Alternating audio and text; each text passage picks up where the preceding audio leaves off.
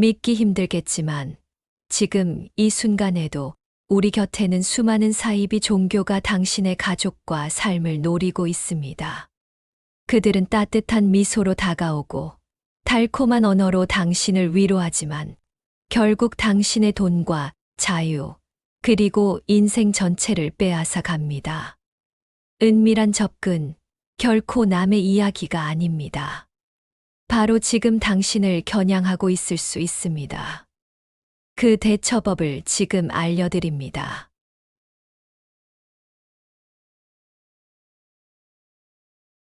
여러분, 사이비 종교에 빠지는 사람들을 떠올리면 흔히 무지해서 약해서라는 낙인을 찍곤 합니다.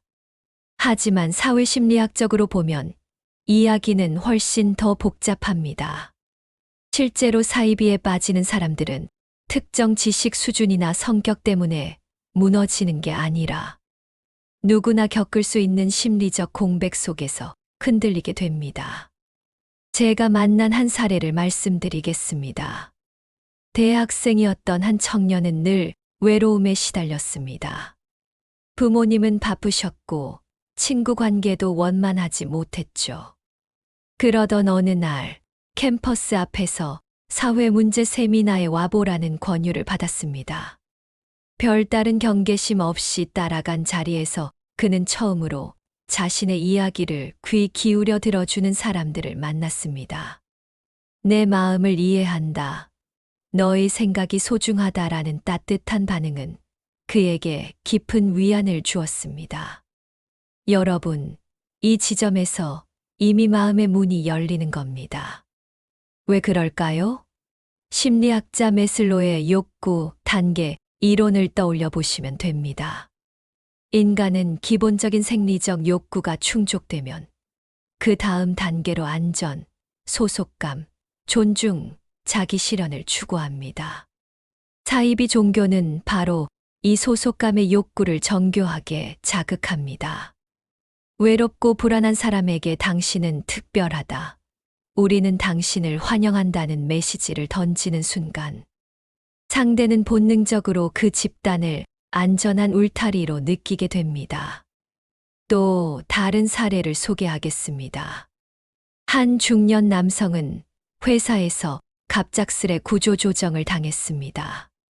가정에서도 대화가 끊기며 고립감을 느끼던 그는 어느 모임에서 당신에게는 세상을 변화시킬 특별한 사명이 있다는 말을 듣습니다.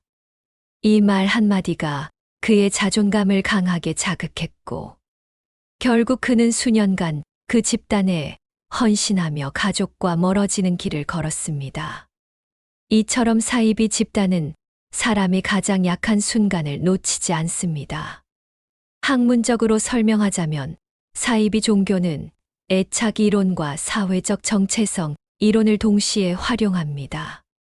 안정적인 인간관계를 경험하지 못한 사람은 타인의 따뜻한 반응에 더 쉽게 매달리게 되고 집단 정체성은 개인의 불안을 줄여주는 강력한 도구가 됩니다. 즉, 개인은 나는 혼자가 아니다. 내가 속한 집단이 나를 지켜준다라는 심리적 확신을 얻으며 점차 빠져들게 됩니다. 여기서 중요한 사실은 사이비 종교의 첫발은 언제나 사람이 결핍을 채워주는 경험으로 다가온다는 점입니다. 교리나 신비한 계시는 뒷전입니다. 처음에는 그저 따뜻한 관심, 공감의 말 한마디가 사람을 사로잡습니다. 그리고 우리는 그것을 구별하기 어렵습니다. 왜냐하면 인간이라면 누구나 외롭고 누구나 인정받고 싶기 때문입니다. 여러분, 그래서 사이비 종교 문제를 단순히 나는 안 빠져라는 자만으로 넘기면 안 됩니다. 외로움과 불안은 누구에게나 찾아옵니다. 그렇기에 더더욱 우리는 내 마음의 공백을 어떻게 건강하게 채울 것인가를 고민해야 합니다. 그 고민 없이는 달콤한 미소로 다가오는 올가미를 알아차리기 힘들기 때문입니다.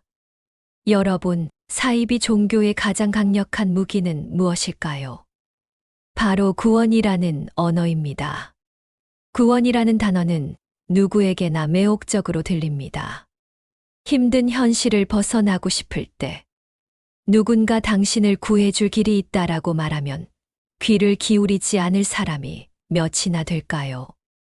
제가 상담했던 한 여성의 사례를 말씀드리겠습니다. 그는 오랫동안 가족에게 인정받지 못한다는 상실감을 안고 살았습니다. 남편은 늘 무관심했고 자녀들과의 관계도 원만하지 않았죠. 그러던 어느 날 지인의 소개로 참석한 모임에서 당신은 선택받은 사람이라는 말을 들었습니다. 당신의 고통은 그냥 고통이 아니라 더 큰 사명을 준비하기 위한 과정입니다. 이 말은 그녀에게 새로운 의미를 부여했습니다. 단순히 힘든 일이 아니라 의미 있는 시련으로 느껴진 것이죠. 그녀는 그 순간부터 자신이 특별한 길을 걷고 있다는 착각에 빠져들었습니다. 이것이 바로 사이비 종교가 사람을 붙잡는 두 번째 전략입니다. 개인의 불안을 종교적 언어로 해석해 주는 것.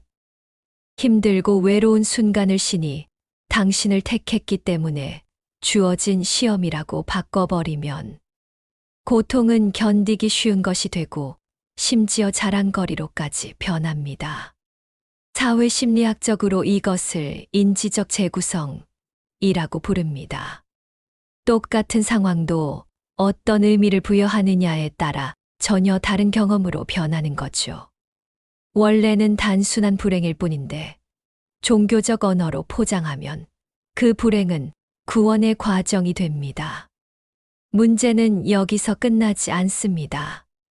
사이비 종교는 단순히 구원을 약속하는 것이 아니라 구원의 조건을 붙입니다. 이 모임에 꾸준히 참여해야 한다. 헌금을 해야만 축복을 받는다. 교주를 통해서만 구원이 가능하다. 이렇게 단계적으로 요구를 늘려가며 신도들의 마음을 올가맵니다. 한 중년 남성의 이야기도 기억납니다. 그는 사업 실패 후 삶의 의욕을 잃고 방황하다가 사이비 집단을 만났습니다. 교주는 그에게 이렇게 말했습니다. 당신의 실패는 끝이 아니라 더 큰 부활을 위한 준비다. 나와 함께하면 반드시 다시 일어설 것이다. 그는 그 말을 믿었고 실제로 처음에는 작은 도움을 받는 듯 보였습니다. 하지만 시간이 지날수록 헌신해야 한다. 더 큰 헌금을 해야 한다는 요구가 이어졌고 결국 그는 경제적 정신적으로 완전히 무너졌습니다. 여러분, 여기서 우리가 기억해야 할 점은 분명합니다. 구원은 누구에게나 매혹적이지만 그 달콤한 약속이 지나치게 단순하거나 조건부일 때 반드시 의심해야 한다는 것입니다. 심리학자 빅터 프랭클은 고통 속에서도 삶의 의미를 찾을 수 있다고 말했지만 그 의미는 스스로 찾아야지 누군가가 대신 팔아주는 것이 아닙니다. 사이비 종교는 바로 이 지점을 교묘히 왜곡합니다. 따라서 우리는 구원의 언어를 들을 때 이 약속이 나를 자유롭게 하는가 아니면 더 묶어두려 하는가를 반드시 점검해야 합니다. 자유를 빼앗는 구원은 진짜 구원이 아니라 속박의 시작이기 때문입니다. 여러분, 사이비 종교의 무서움은 처음부터 위협이나 강요로 시작되지 않는다는 데 있습니다. 오히려 시작은 놀라울 만큼 따뜻합니다. 환영, 친절, 그리고 관심, 이 세 가지가 사람을 끌어들이는 전문입니다. 제가 만난 한 사례를 말씀드리겠습니다. 한 청년은 대학을 막 졸업하고 취업 준비에 지쳐 있었습니다. 하루 종일 공고를 찾아보고 면접에서 낙방하면서 자존감은 바닥을 쳤죠. 그런 그에게 어떤 모임에서 같이 저녁 식사라도 하자라는 제안이 왔습니다. 단순한 만남이라고 생각했지만 그곳에서는 마치 오랜 친구처럼 따뜻하게 맞아주었습니다. 이름을 불러주고 그의 작은 말에도 진심으로 공감해 주었죠. 당신이 정말 귀하다.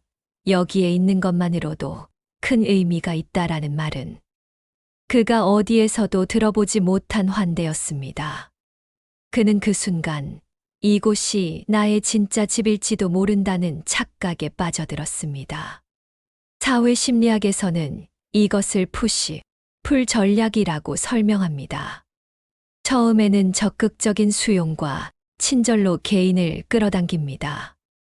따뜻한 미소, 반복적인 칭찬, 진심 어린 경청은 조건 없는 수용처럼 보이지만 사실은 치밀하게 설계된 전략입니다. 인간은 누구나 자기 존재가 인정받고 싶다는 욕구가 있기 때문에 이러한 환영은 강력한 심리적 유대감을 만들어냅니다.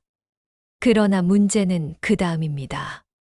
이렇게 신뢰를 얻은 후 집단은 서서히 규칙과 제한을 도입합니다.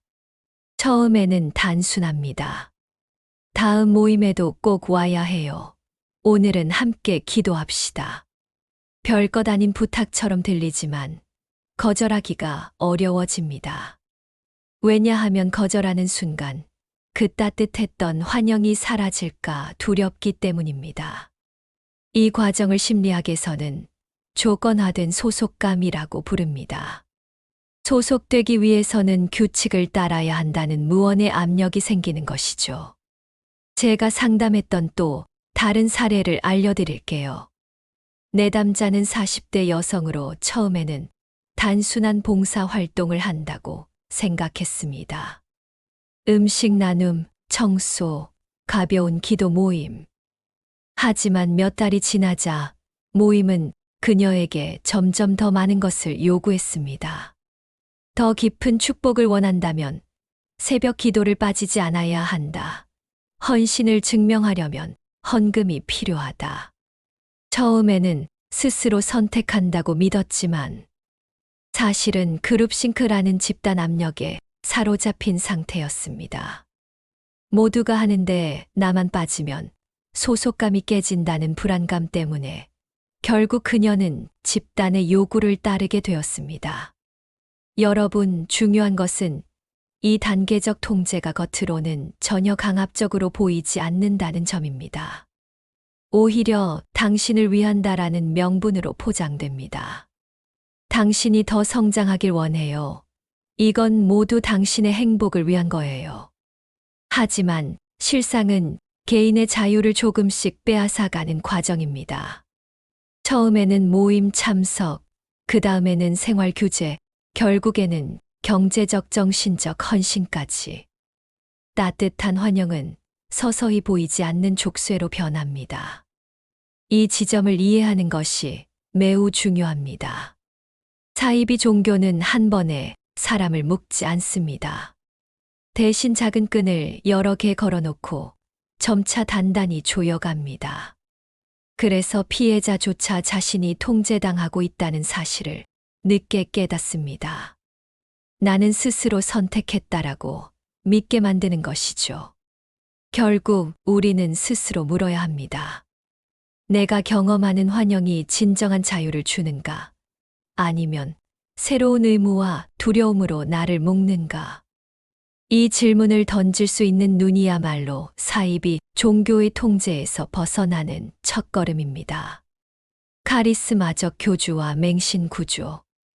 여러분, 사이비 종교가 단순한 소모임이나 친목 단체에서 끝나지 않고 거대한 집단으로 성장하는 데는 반드시 하나의 인물이 등장합니다. 바로 교주입니다. 그는 단순한 지도자가 아닙니다. 신격화된 존재, 곧 살아있는 신으로 포장되죠. 제가 조사했던 한 집단의 교주 이야기를 해드리겠습니다. 그는 처음에 평범한 직장인이었습니다. 하지만 남다른 언변과 강렬한 눈빛으로 사람들을 매료시켰습니다. 모임에서는 늘 자신감을 넘치게 말했고 청중의 고민을 단번에 꿰뚫는 듯한 발언을 했습니다. 당신의 상처는 우연이 아닙니다. 내가 준비해온 길의 일부입니다. 이런 말은 사람들의 마음을 흔들었습니다. 마치 내 삶을 오랫동안 지켜본 누군가가 진실을 밝혀주는 듯한 착각을 불러일으켰죠. 어느 날, 그가 집회에서 갑자기 병든 아이의 머리에 손을 얹고 기도했습니다. 아이의 상태가 그 자리에서 좋아진 것처럼 보였고, 청중은 열광했습니다. 사람들은 저 사람은 특별하다, 신의 능력을 받은 자다라고 믿기 시작했습니다. 물론 나중에 밝혀진 바로는 아이의 회복은 연출된 것이었습니다. 하지만 그 순간의 드라마틱한 체험은 집단 전체를 열광하게 만들었고, 의심은 사라졌습니다. 사회심리학에서는 이것을 후광효과라고 합니다. 지도자가 카리스마적인 한 장면을 보여주면 사람들은 그의 모든 말과 행동에 신비한 권위를 부여합니다. 작은 기적처럼 보이는 장면이 비판적 사고를 차단하는 강력한 심리적 장치가 되는 것이죠. 다른 집단에서는 교주가 신도들의 이름과 개인사를 줄줄 꿰고 있었습니다. 당신은 어린 시절 큰 상처가 있었지요? 하지만 이제부터 내가 그 상처를 치유할 겁니다. 사실은 미리 조사한 정보였지만 신도들은 그걸 알지 못했습니다. 오히려 이 사람은 나의 영혼을 꿰뚫어 본다라며 무조건적인 믿음을 바치기 시작했습니다. 여러분, 이쯤 되면 집단 안에서 비판은 곧 배신이 됩니다. 지도자의 말에 의문을 품는 순간 자신만 소외될까 두려워 입을 다물게 되죠. 결국 교주의 권위는 신도의 침묵과 열광이 더해져 더욱 공고해집니다. 이 과정을 카리스마적 권위라고 부릅니다. 막스 베버는 인간 사회의 권위를 세 가지로 나눴습니다. 전통적 권위, 합리적 권위, 그리고 카리스마적 권위. 사이비 교주는 이 마지막 권위를 극대화하여 사람들을 지배합니다. 저는 현장에서 이런 장면을 직접 목격한 적이 있습니다. 교주가 무대 위에 서자 수백 명의 사람들이 동시에 무릎을 꿇고 울기 시작했습니다. 어떤 이들은 교주의 손짓 하나에도 황홀경에 빠졌고, 저분이 없으면 나는 살아갈 수 없다라고 말했습니다.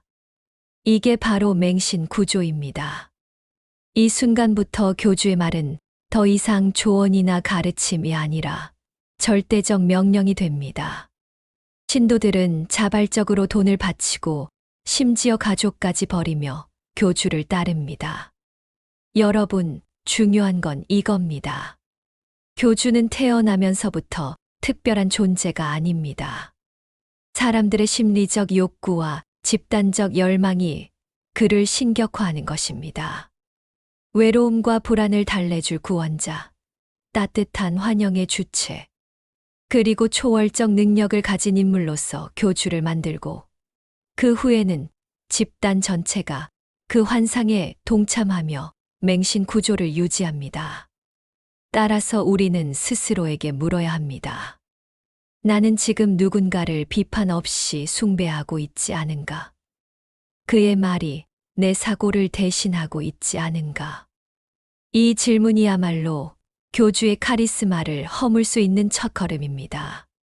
돈과 헌신, 빠져나올 수 없는 굴레.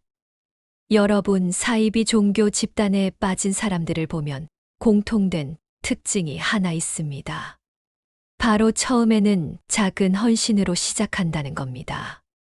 단 한 번의 거대한 희생으로 들어가는 게 아니라 아주 작은 발걸음으로 출발합니다.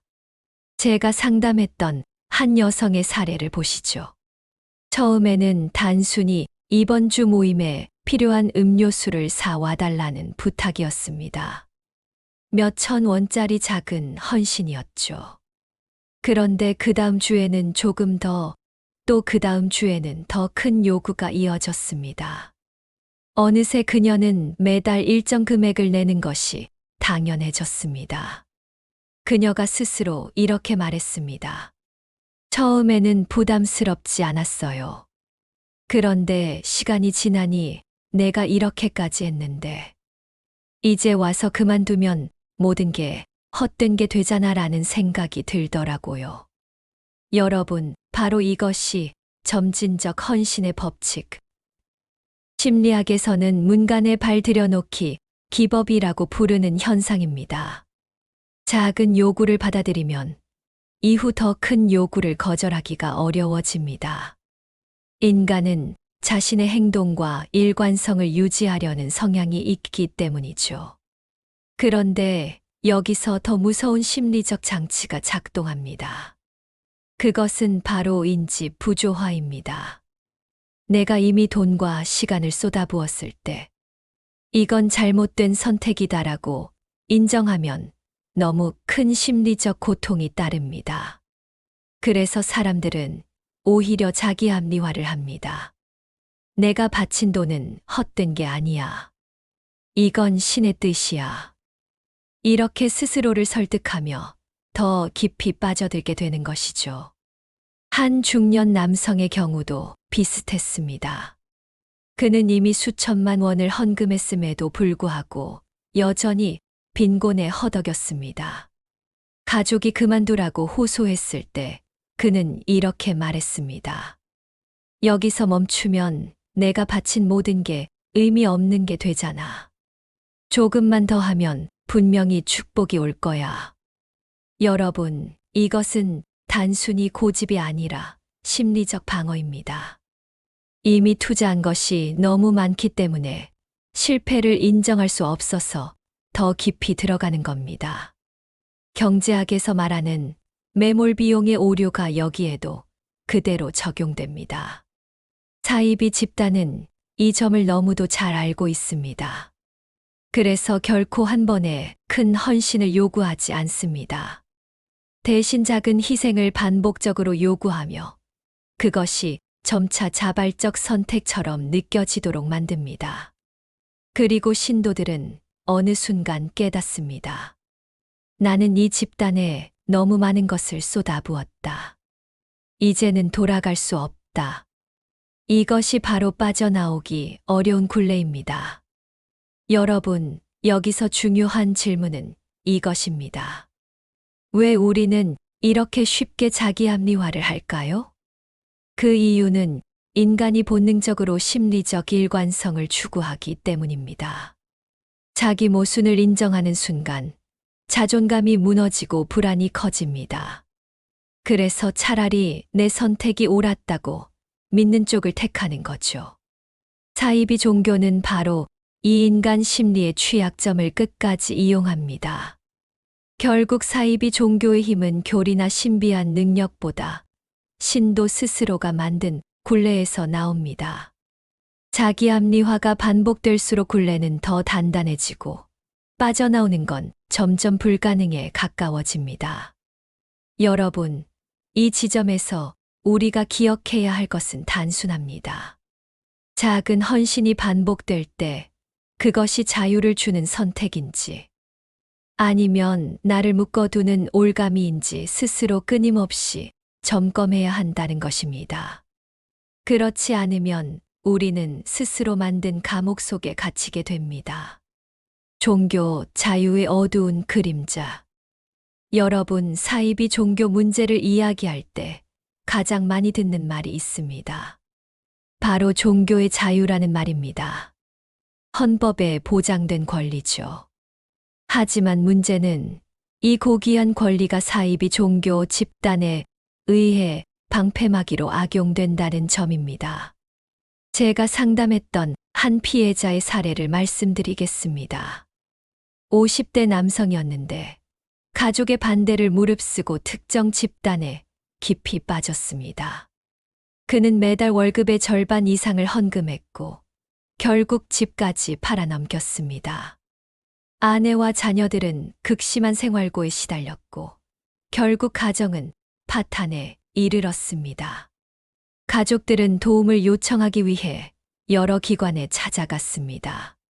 하지만 돌아온 대답은 똑같았습니다. 본인이 원해서 한 일이라면 강제로 막을 방법이 없습니다. 종교의 자유가 있으니까요. 여러분, 이게 현실입니다. 사이비 종교가 가장 교묘하게 파고드는 부분이 바로 이 제도적 허점입니다. 종교의 자유는 보장되지만 그 안에서 벌어지는 금전, 착취와 정신적 통제는 개인의 자발적 선택으로 둔갑해버립니다. 피해자가 스스로 나는 원해서 했다고 말하는 순간 법은 개입할 수 없게 됩니다. 또 다른 사례도 있습니다. 젊은 대학생이 사이비 집단에 들어가 학업을 포기하고 생활을 완전히 헌신하게 됐습니다. 부모가 경찰에 도움을 요청했지만 돌아온 답은 성인이기에 본인의 자유의지로 선택한 것이라는 것이었습니다. 하지만 저는 그 학생과 상담하면서 알 수 있었습니다. 그의 자유의지는 이미 집단의 지속적인 세뇌와 심리적 압박 속에서 왜곡된 것이었다는 점을요. 사회심리학적으로 이것은 강제적 설득이라고 부릅니다. 겉보기에는 자유로운 선택처럼 보이지만 사실은 반복된 압력과 통제 속에서 이루어진 것입니다. 그런데 현행 제도는 이런 보이지 않는 심리적 강제를 법적으로 증명하기 어렵습니다. 결국 피해자는 법의 보호를 받지 못하고 가족들은 속수무책으로 무너집니다. 여러분, 이것이 바로 종교 자유의 그림자입니다. 자유라는 이름 아래 방치된 수많은 피해자들, 그리고 그 가족들. 법과 제도는 종교의 자유와 개인의 권리를 존중하려 하지만 아이러니하게도 그 틈새가 사이비 종교의 번식지가 됩니다.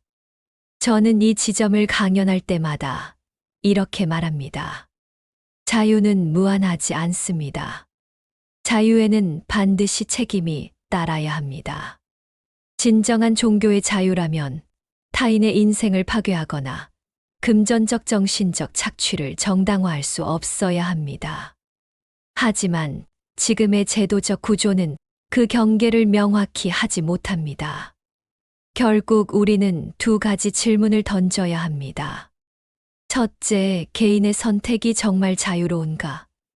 아니면 왜곡된 심리 조작의 결과인가? 둘째, 제도는 어디까지 개입할 수 있는가? 피해를 막기 위해 어떤 장치가 필요한가? 이 질문들에 대한 답을 찾지 않는다면 사이비 종교는 계속해서 종교의 자유라는 이름을 방패에 삼아 피해자를 양산할 것입니다. 그리고 피해자 가족들은 여전히 같은 대답을 들어야 할 겁니다. 법적으로는 막을 방법이 없습니다. 법과 제도의 한계, 그리고 방치. 여러분, 사이비 종교에 빠진 사람의 가족이 가장 먼저 느끼는 감정은 무력감입니다. 사랑하는 가족을 구하려고 발버둥 치지만 돌아오는 대답은 차갑습니다. 성인의 자유를 침해할 수 없다. 이 말은 법적으로는 옳을지 모르지만 피해자 가족에게는 사실상 손을 놓으라는 선언과도 같습니다. 제가 상담했던 한 어머니의 이야기를 전해드리겠습니다. 그녀의 아들은 대학에 진학하자마자 사이비 집단에 빠졌습니다. 매일같이 집단 모임에 참여하느라 학업은 뒷전이었고 결국 학비와 생활비를 모두 집단에 바치기 시작했습니다. 어머니는 아들을 구하려고 경찰서와 구청을 찾아갔습니다. 그러나 돌아온 답변은 똑같았습니다. 성인이기에 스스로 선택한 것이며 강제로 끌어낼 방법은 없다. 여러분, 이 어머니가 제게 한 말이 아직도 잊히지 않습니다. 선생님, 제 아들은 자유롭게 선택한 게 아니에요. 그 아이는 그 사람들의 말만 반복하는 인형이 돼버렸어요. 이게 바로 제도의 한계입니다. 법은 외형상 자유의지처럼 보이는 선택과 실제로는 조작된 결과를 구분하지 못합니다. 결국 피해자는 방치되고 가족은 지켜보는 고통 속에 무너집니다. 또 다른 사례도 있습니다. 60대 부부가 있었습니다. 남편은 은퇴 후 삶의 공허함을 달래기 위해 모임에 나갔는데 그것이 사이비 종교였습니다. 그는 처음엔 작은 헌금만 했지만 점점 전 재산을 바치게 됐습니다. 아내는 이 사실을 알고 법적 조치를 취하려 했지만 변호사조차 고개를 저었습니다. 재산을 자발적으로 기부한 것이기에 소송은 쉽지 않습니다. 결국 부부는 심각한 갈등 끝에 별거에 이르렀고 아내는 오히려 주변 사람들에게 남편을 이해하지 못한 아내라는 낙인을 뒤집었었습니다. 제도의 미비는 단지 재산 문제를 넘어 피해자 가족의 관계와 사회적 명예까지 무너뜨린 것입니다. 심리학적으로 이런 상황은 이중 피해라고 부릅니다. 피해자 본인은 집단에 의해 착취당하고 가족은 제도의 무력함으로 인해 또다시 고통을 받는 구조입니다. 법과 제도가 빈틈을 메우지 못하면 결국 피해는 두 배로 확산되는 것이죠. 여러분, 여기서 중요한 사실은 이 고통이 단순히 개인의 문제가 아니라는 점입니다. 제도의 공백은 곧 사회 전체의 부담으로 돌아옵니다. 파탄난 가정, 경제적 파산, 정신적 트라우마, 이 모든 것은 결국 국가의 복지의료 시스템이 떠안게 됩니다. 하지만 정작 제도는 그 출발점에서 손을 쓰지 못합니다. 저는 강연 때마다 이렇게 강조합니다. 자유를 존중하는 것은 중요합니다. 그러나 누군가의 자유가 타인의 고통을 낳는다면 그것은 방치가 아니라 방임입니다. 지금의 제도는 바로 이 경계를 구분하지 못하고 있습니다. 그래서 수많은 가족들이 도움을 요청하다가 결국 사회로부터 외면당한 채 눈물로 밤을 지새우고 있는 것입니다. 빠지지 않기 위한 심리적 방패. 여러분, 지금까지 우리는 사이비 종교가 어떻게 사람을 끌어들이고 점차 통제하며 결국 삶을 파괴하는지 살펴봤습니다. 그렇다면 가장 중요한 질문은 이것입니다. 나는 어떻게 이런 올가미에 빠지지 않을 수 있을까? 첫 번째 팁은 외로움을 스스로 관리하는 것입니다. 사이비 집단은 언제나 외롭고 불안한 사람을 노립니다. 따라서 자신의 정서적 공백을 건강하게 채우는 것이 가장 강력한 방패입니다. 예를 들어 동네 독서 모임, 봉사활동, 취미 동호회에 참여해 보십시오. 나는 누군가에게 속해 있다는 감각을 건전한 공동체에서 경험하는 것이 중요합니다. 사회심리학 연구에 따르면 정기적으로 사회적 네트워크에 참여하는 사람은 그렇지 않은 사람보다 사이비 종교에 끌릴 확률이 현저히 낮습니다. 두 번째 팁은 비판적 질문을 습관화하는 것입니다. 누군가 당신은 특별하다, 여기서만 구원이 있다라고 말할 때 곧바로 받아들이지 말고 이렇게 스스로에게 물어보십시오. 왜 나를 특별하다고 하는 걸까? 이 말 뒤에 숨은 의도가 뭘까? 이런 질문 하나가 나를 지켜주는 방패가 됩니다. 사이비 집단은 비판적 사고가 무너질 때 힘을 얻습니다. 따라서 작은 의심이라도 반드시 품고 점검하는 습관을 길러야 합니다. 세 번째는 재정적 경계선 세우기입니다. 사이비 종교는 결국 헌금을 통해 개인을 올가맵니다.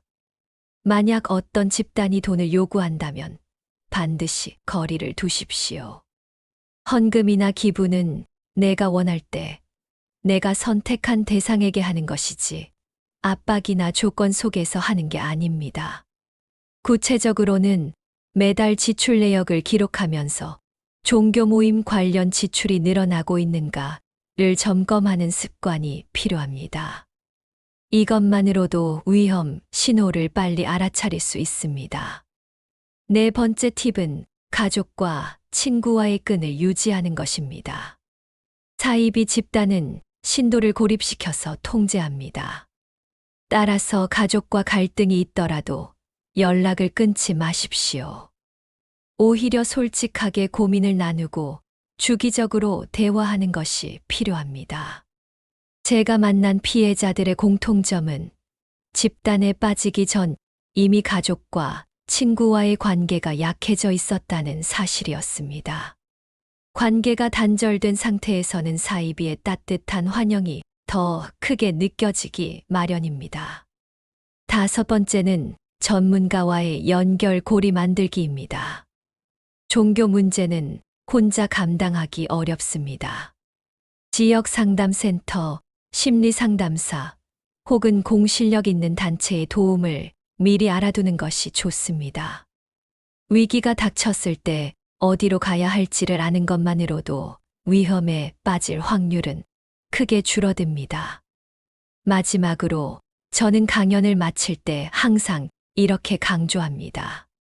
진짜 구원은 누군가가 주는 게 아니라 내가 스스로 찾는 삶의 의미 속에 있다. 사이비 종교는 늘 외부의 권위를 통해 해답을 준다고 약속합니다. 하지만 진짜 해답은 자기 내면의 힘과 건강한 공동체 안에서 찾을 수 있습니다. 여러분, 이 6가지를 기억하십시오. 외로움을 건강하게 다루고, 비판적 질문을 습관화하며, 재정적 경계선을 지키고, 가족 친구와 끈을 유지하고, 전문가의 도움망을 마련하며, 삶의 의미를 스스로 찾는 것. 이것이 바로 사이비 종교에 빠지지 않기 위한 심리적 방패입니다. 실천적 예방 가이드와 희망의 사례들. 여러분, 지금까지의 이야기를 들으면서 혹시 마음이 무거워지셨습니까? 사이비 종교의 수법은 교묘하고 피해 사례는 끔찍합니다. 그러나 여기서 꼭 강조하고 싶은 사실이 있습니다. 빠지지 않는 것도 빠졌다가 벗어나는 것도 충분히 가능하다는 것입니다. 오늘은 희망적인 사례들을 말씀드리고 싶습니다. 한 대학생의 이야기입니다. 그는 입시 실패와 가정 불화로 힘들어하던 시기에 한 모임에 초대를 받았습니다. 거기서 따뜻한 환영과 너는 특별하다라는 말을 듣고 마음이 흔들렸습니다. 하지만 다행히도 그는 평소에 독서 모임과 봉사 활동에 꾸준히 참여하고 있었습니다.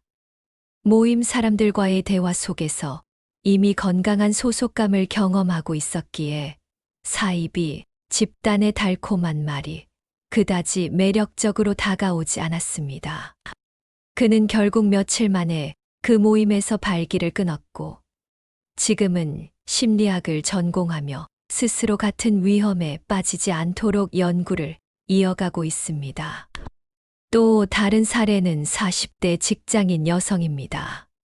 남편의 사업 실패 이후 가족이 큰 어려움에 처했을 때 그녀는 지인의 권유로 특정 집단의 모임에 나갔습니다. 거기서 당신의 고통은 곧 큰 축복으로 이어진다는 말을 듣고 잠시 흔들렸습니다. 하지만 그녀는 그날 밤 자신의 재정 기록을 꺼내 보았습니다. 만약 내가 여기에 돈을 내기 시작한다면 우리 가정은 더 큰 파탄에 빠질 수 있다는 현실적 판단이 그녀를 붙잡았습니다. 그녀는 경제적 경계선을 지키는 것이 자신과 가족을 보호하는 최선의 방법임을 깨달았고 결국 사이비 집단의 요구를 거부할 수 있었습니다. 지금 그녀는 지역사회에서 사이비 피해 예방 강연을 자원으로 나서며 다른 사람들에게 희망을 전하고 있습니다. 마지막으로 60대 남성의 이야기를 나누고 싶습니다. 은퇴 후 삶이 공허해져 누군가의 초대를 받았을 때 그는 잠시 발걸음을 옮겼습니다. 하지만 곧바로 아내와의 대화를 통해 그 경험을 공유했습니다. 거기 사람들이 나를 따뜻하게 맞아주긴 했는데 자꾸 다음 모임에 꼭 오라고 하더군. 아내는 그 말에 귀를 기울였고 두 사람은 함께 위험 신호를 분석했습니다. 덕분에 그는 더 깊이 빠지지 않았습니다. 여러분, 가족과의 열린 대화가 그를 지켜낸 것입니다. 지금 그는 부부 동호회와 봉사 모임에서 의미 있는 노후를 보내고 있습니다. 이 사례들이 보여주는 메시지는 단순합니다. 건강한 공동체 경험은 사이비 종교의 환영을 무력화합니다. 재정적 자기 점검은 집단의 착취를 막아냅니다. 가족과의 대화는 고립을 예방하는 든든한 울타리가 됩니다. 여러분, 사이비 종교는 결코 무적이 아닙니다. 오히려 우리의 일상 속 작은 실천 책 한 권을 함께 읽고 봉사에 참여하고 가족과 대화를 나누는 그 순간들이 가장 강력한 예방책이 됩니다. 저는 이 사례들을 통해 언제나 희망을 봅니다. 사이비가 아무리 교묘해도 깨어있는 개인과 건강한 관계망 앞에서는 힘을 잃을 수밖에 없습니다. 깨어있는 눈으로 다시 사회를 향해. 여러분, 오늘 우리가 나눈 이야기를 돌이켜 보십시오.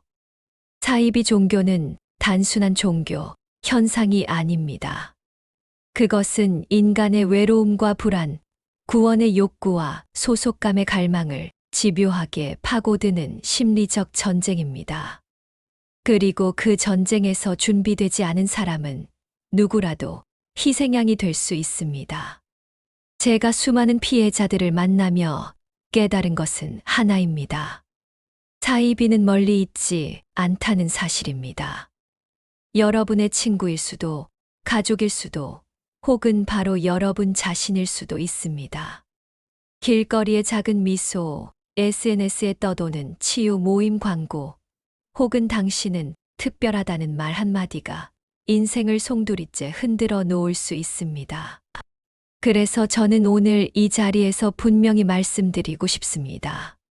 방심하지 마십시오. 나는 지식이 많으니 안 빠진다. 나는 강한 성격이라 괜찮다라는 자만이야말로 가장 위험한 출발점입니다. 사이비는 지적 능력을 무너뜨리는 게 아니라 정서적 결핍을 파고듭니다. 누구나 외롭고 누구나 불안하며 누구나 인정받고 싶습니다. 그렇기에 사이비의 올가미는 언제든 우리 발목을 잡을 수 있습니다. 여러분, 또 하나 기억해야 할 사실이 있습니다. 제도는 완벽한 방패가 아니다. 종교의 자유라는 이름 아래 수많은 피해자가 방치되고 있습니다. 법과 제도가 개입하기 전에 우리가 스스로를 지켜야 합니다. 제도의 허점을 탓하기 전에 내 마음의 빈틈을 돌아보고 내 가족과 공동체를 지켜야 합니다. 저는 강연을 마무리할 때 항상 이렇게 말합니다. 사이비 종교는 당신의 돈을 노리지만 더 중요한 건 당신의 삶을 노린다는 것입니다. 돈은 잃어도 다시 벌 수 있습니다. 하지만 무너진 가족, 잃어버린 시간, 왜곡된 인생은 결코 쉽게 되돌릴 수 없습니다. 그러므로 여러분, 이 경고를 가볍게 듣지 마십시오. 누군가가 다가와 달콤한 언어로 당신의 상처를 위로할 때 반드시 한 번 더 의심하십시오. 누군가가 유일한 구원을 약속할 때 반드시 스스로에게 물어보십시오. 이 말이 나를 자유롭게 하는가? 아니면 나를 묶어두려 하는가? 그리고 누군가가 당신에게 돈과 헌신을 요구한다면 단호히 선을 긋고 거절하십시오. 마지막으로 저는 이렇게 강조하고 싶습니다. 깨어있는 눈이야말로 최고의 방패입니다.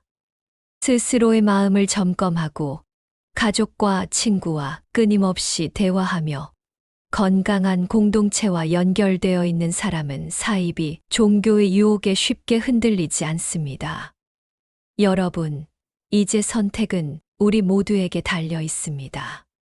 사이비 종교의 번성은 단순히 그들의 힘 때문이 아니라 우리가 무심코 놓친 작은 빈틈 때문입니다.